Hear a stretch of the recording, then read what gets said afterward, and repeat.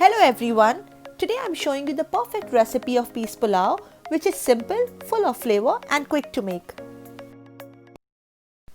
Begin this recipe with 1 cup of rice, wash a few times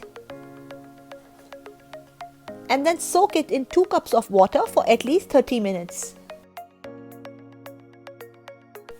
And when you're ready to cook, in a grinder take 1 roughly cut onion along with half a teaspoon of fennel seeds, half a teaspoon of black peppercorn, 1 teaspoon of black cumin seeds also known as shahi jeera, 1 teaspoon of oil and 30 ml of water. Grind it into a smooth paste as shown and move on to the next step.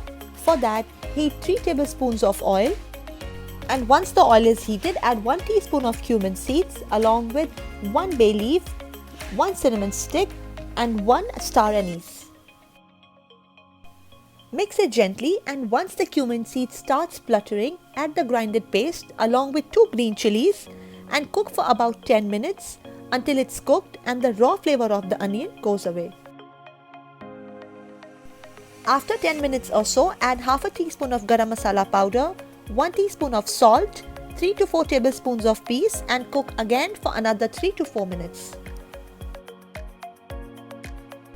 After 3 or 4 minutes, add 3 tablespoons of yogurt and mix it evenly.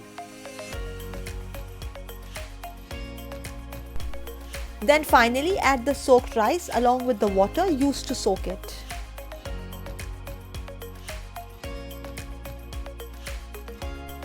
Mix everything gently and turn up the flame to bring the rice to a boil until all the water has evaporated.